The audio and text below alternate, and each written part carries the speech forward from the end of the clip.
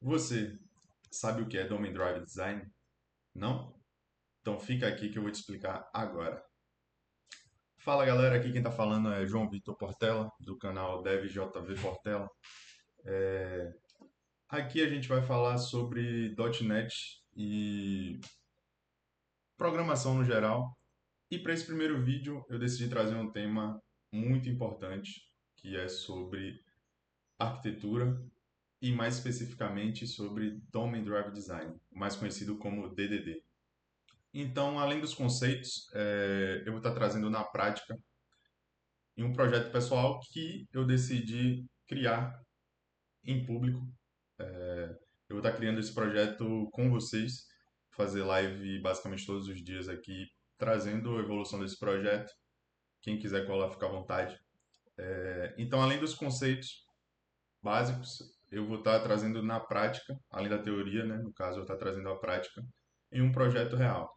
Então, fica comigo que e vamos nessa. DDD, ou Domain Drive Design, é uma abordagem que foi criada pelo nosso querido Eric Evans para desenvolver sistemas complexos focando no domínio do negócio, né? Então, ele vai ajudar a organizar o código para que ele seja o mais próximo da realidade do problema que ele vai estar resolvendo.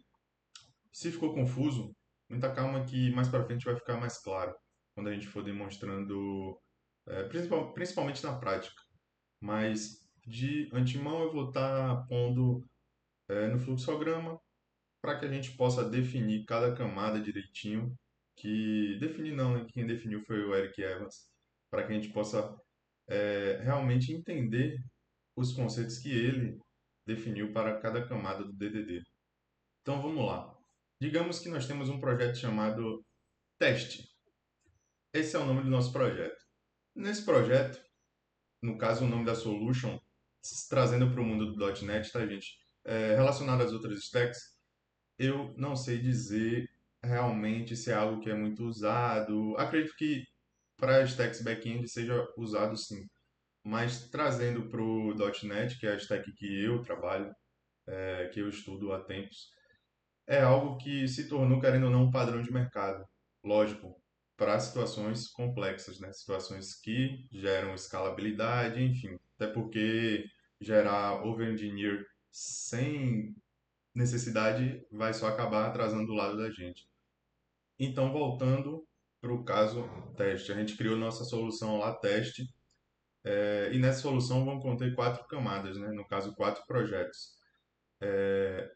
A primeira camada, vou falar aqui, mas não sigam por ordem, você pode criar na ordem que bater na tecla, entendeu? Mas é só importante que no final de tudo tenham as quatro camadas. A primeira camada que eu vou citar vai ser a camada de domain, ou seja, a camada de domínio. Nessa camada vão conter as entidades, os value objects e as regras de negócio. Ou seja, além das entidades, ela vai conter as interfaces para os serviços, validações e as interfaces para os repositórios também. A segunda camada seria a camada de application. Esqueci de comentar um detalhe com vocês. A nomenclatura dessas camadas é bem interessante que seja o nome do projeto, ponto, nome da camada. Então, como no nosso caso a gente criou um exemplo aqui chamado teste, né, solution test. O nome da primeira camada que a gente criou seria teste.domain. Agora o nome da segunda camada vai ser teste.application. Na camada application vão conter ali os serviços de aplicação, os use cases, vão conter também as implementações, né, de classes do serviço, automapper, enfim, DTOs, vão conter esse tipo de orquestração, né, do fluxo de trabalho do sistema.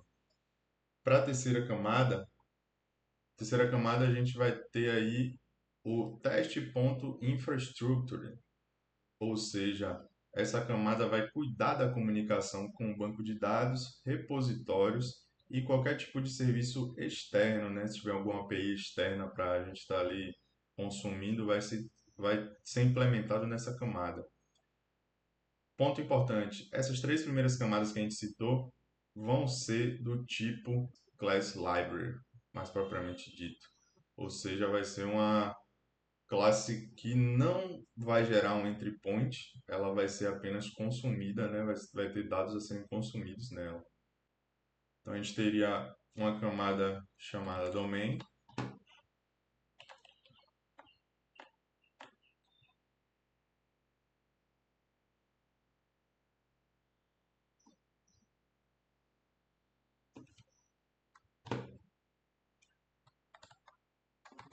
API, application e aqui infra. Vou botar infra.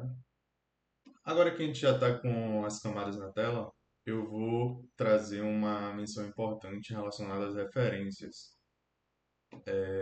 A camada de domínio, ela não vai poder ter referência nenhuma com as outras camadas. A camada application, ela vai ter a referência apenas à camada de domínio. A camada de infra, a mesma coisa, ela vai ter apenas a referência à camada de domínio. Já a camada de API, ela vai se referenciar à camada de application e à camada de infrastructure também. Aí você deve estar se perguntando, mas essas referências vão influenciar em quê? A camada de domínio, por que ela não pode se referenciar a exatamente ninguém? A domínio, ela representa o coração do sistema, né? Ou seja, a lógica de negócio pura vai estar ali. As propriedades das entidades, dos objetos, enfim. Então, ela não deve ter dependências externas, pois isso vai garantir que o código seja mais estável, reutilizável e independente da tecnologia. Se é o caso a gente referenciasse a camada de domínio a application ou infra, ela vai se tornar acoplada, né, a vários frameworks, a tecnologias externas, ou seja, vai perder totalmente a flexibilidade e a pureza do que o DDD exalta tanto, né? Agora, partindo para application, referenciar domínio, domain, né? Falando inglês e português ao mesmo tempo, é confuso. A camada de application, ela vai ter ali os casos, né? Os use cases, os casos de uso do sistema. Então, ela vai ter que referenciar domínio para puxar realmente ali, para acessar a camada de domínio, onde vão estar as regras de negócios, as entidades, os repositórios, enfim. Ponto importante, a camada de application ela não deve acessar diretamente o banco de dados, por isso ela não vai se referenciar à camada de infra, apenas à camada de domínio. Caso a gente referenciasse application a infra, dificultaria muitas coisas como testes, criaria acoplamento desnecessário, então ficaria algo basicamente dessa forma aqui, né? A API vai referenciar a application e vai se referenciar a infra. Vou arrastar para cá só para ficar de melhor visualização para a gente. Application vai se referenciar a domínio, da mesma forma que infra vai se referenciar a domínio. Opa, peraí que virou o lado errado.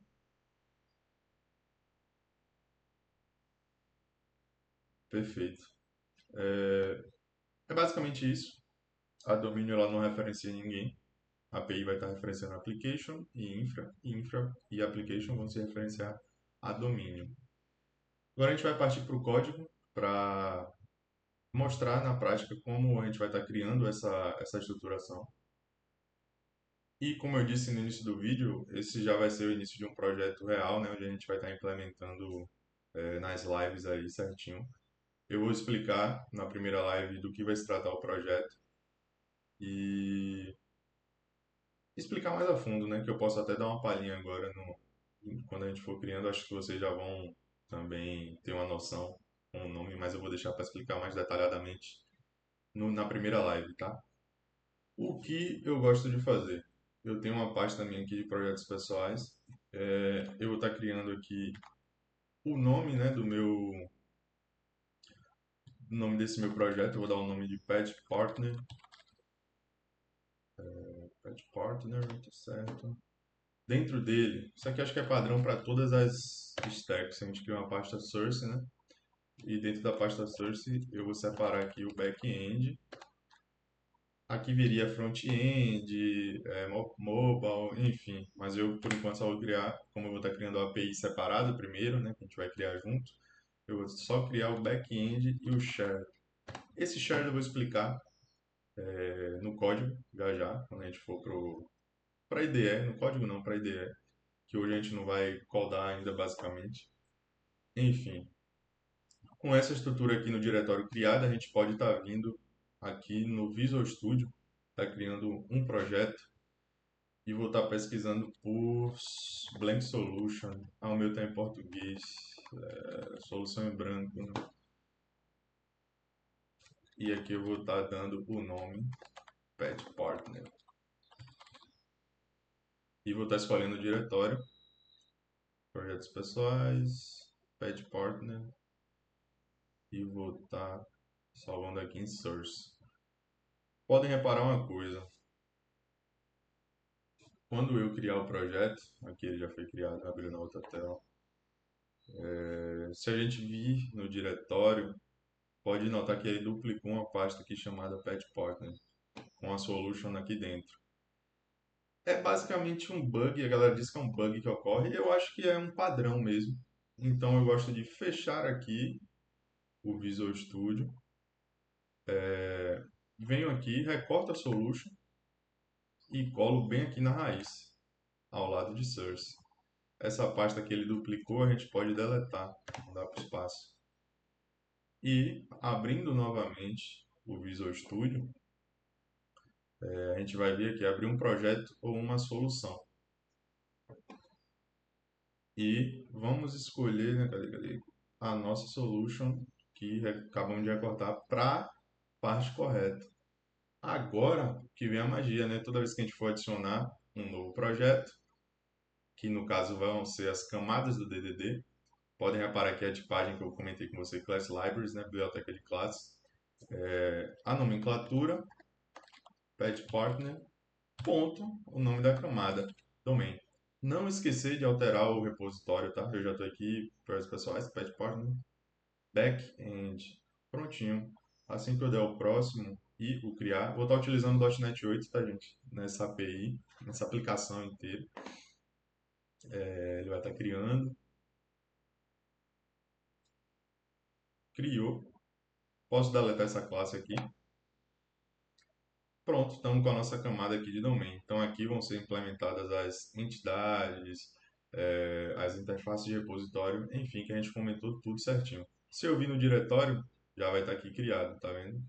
Então está funcionando certinho a nossa arquitetura, tanto para o diretório como para a IDE.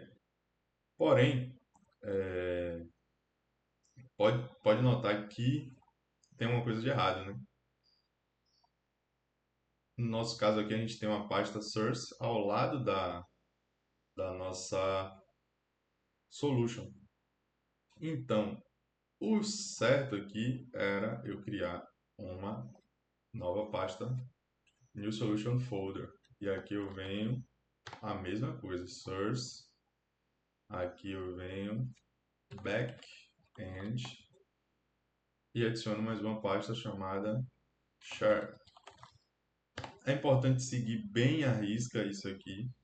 Aí eu trouxe ela para dentro do backend aqui. Por quê? Caso de mergear com GitHub ou com qualquer outra plataforma de código, Azure, possa ser que venha dar algum problema, né?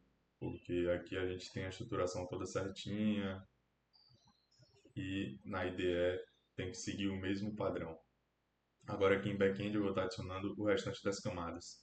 Vamos lá, biblioteca de classes, pet partner, ponto infrastructure. Verificar aqui certinho que ele está indo para o back-end. Perfeito. Criar. Posso estar excluindo essa classe. Agora aqui é a mesma coisa.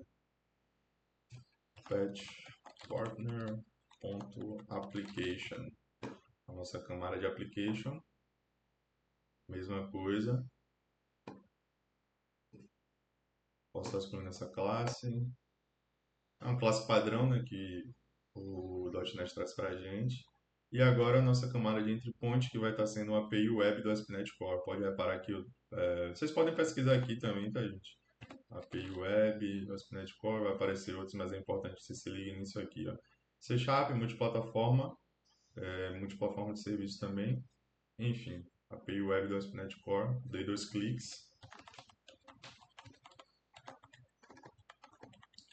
ponto .api, mesmo padrão, back-end, tá. O suporte ao OpenAI, perfeito, para utilizar o Swagger nesse projeto. A partir do .NET 9 a gente não tem mais o Swagger implementado diretamente, né? Vou estar retirando essas classes aqui que ele traz também como padrão. Se eu não me engano, isso mesmo. Legal, pronto. Aqui a gente está com a nossa estruturação do DDD primordial, né? Bem feita, completa. Eu aprendi com o grande professor Wellison Arley que ele cria mais 2 camadas nessa pasta chamada share, que é compartilhada, né? Ele cria uma camada de communication e uma camada de exception. São 2 camadas extras que vão complementar o nosso DDD. Elas vão ser do tipo class libraries também.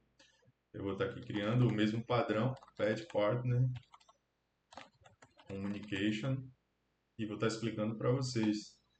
Aqui em communication, a gente vai ter apenas as... Mudei a pasta, pode reparar que eu mudei para share para seguir o mesmo padrão, tá? Communication a gente vai ter basicamente apenas as responses e as requests JSON, ou seja, vão ser basicamente réplicas das nossas entidades para que a gente possa estar ali manipulando como se fossem DTOs, como se fossem objetos que a gente queira apenas transferir como uma entidade, porém sem entrar em contato com a camada de domínio diretamente. Basicamente como se fosse um DTO, mas não é um DTO por completo, né? Ao seguir das lives a gente vai estar comentando sobre isso também. E eu vou estar adicionando a pasta o quê? A camada de exceptions. Partner.exceptions.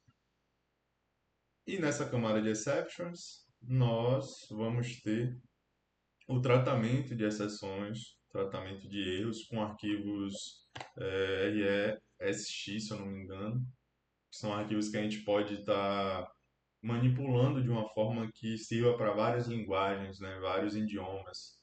Então eu acho isso bem legal da gente tratar. Fora as mensagens de erro também, que a gente pode implementar de uma maneira mais adequada, né? Não pode só colocar um throw lá à toa. Enfim, basicamente é isso. A gente vai finalizar por aqui.